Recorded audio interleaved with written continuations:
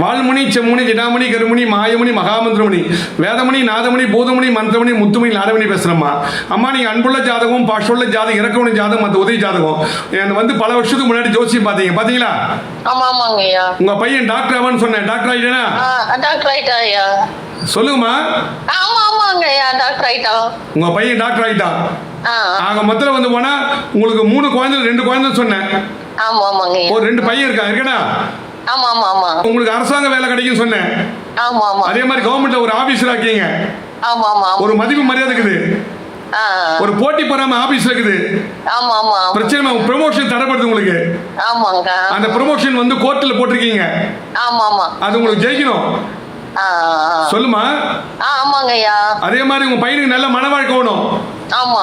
உங்களுக்கு அடிக்கடி உடம்பு பாதிக்குது. கரெக்ட். கை கால் விட்டு முட்டி வலியுது. அமாவாசை பௌர்ணமி அஷ்டமி நவமி கிட்டி வந்து ஆகல. ஆமாங்கய்யா. அதாவது இதுக்கெல்லாம் ஜோதிடம் பார்த்து ஓரளவு சிறப்பா பண்ணி கொடுத்துட்டேன். சரிங்கய்யா. உங்க குடும்பத்துக்கு நல்ல ஒரு மாதிரி பண்ணி கொடுத்துட்டேன். ஒரு வீடு வாசல் அமைகிற மாதிரி பண்ணி கொடுத்துட்டேன். கையில பணம் கொடுக்க நல்ல கவர்மெண்ட் வேலை கிடைக்கிற மாதிரி நல்ல எதிர்காலம் அமைகிற மாதிரி பண்ணி கொடுத்துட்டேன். சரிங்கய்யா. சொல்லுங்கம்மா. இப்ப ப்ரமோஷன் வரணும். ஆமா. எதிரிகள் தொல்லை அதிகமாகுது. ஆமாங்கய்யா. பிரச்சனை மேல பிரச்சனை வருது உங்களுக்கு. ஆமா. இதுல இருந்து மாற்றம் வரணுமா இல்லையா? ஆமாங்கய்யா, மாற்றம் வரணும். அதாவது லேண்ட் விற்கணும் உங்களுக்கு.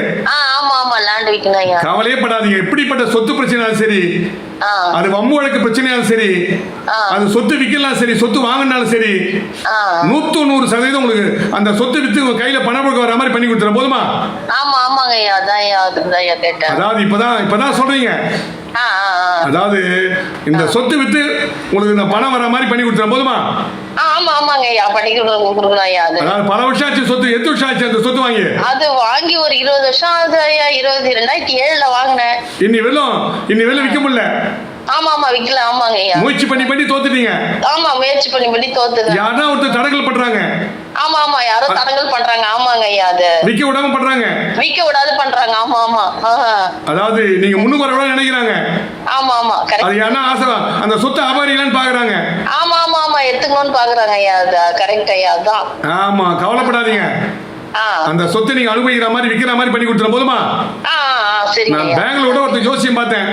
ஒரு பெரிய தொழிலதிபர். அவர் சொத்து விற்க முடியாது கஷ்டப்பட்டாரு. சரிங்க ஐயா. நான் தான் சொத்து விற்கிற மாதிரி பண்ணி கொடுத்தேன். சரிங்க ஐயா. அதே மாதிரி உங்களுக்கு சொத்து உடனே இதுவரை நல்ல உருவாக்கி கொடுத்துட்டேன். நல்ல வேலை வாய்ப்பு கிடைக்கிற மாதிரி, உங்க பையனுக்கு டாக்டர் வர்ற மாதிரி, உங்க பையனுக்கு நல்ல வேலை கிடைக்கிற மாதிரி பரிகாரம் பண்ணி கொடுத்துட்டேன் இல்லையா? ஆமாங்க ஐயா. சொல்லுங்கம்மா. உண்மைதானே ஐயா? ஆமா. அதே மாதிரி சொத்து விற்கணும். ஆமா, சொத்து விக்கணும் ஐயா. அது அதே மாதிரி ப்ரமோஷன் வரணும். ஆமா. 2 தான் முக்கியமானது. ஆமாங்க ஐயா. நோய் நொடி நீங்கணும். மருத்துவம் பார்த்து நோய் தீரல. ஆமா, கரெக்ட். கவலைப்படாதீங்க. கண்டிப்பா 100 மாற்றம் உருவாக்கி தர போதுமா? சரி. நல்ல எதிர்காலத்தை உருவாக்கி தர போதுமா?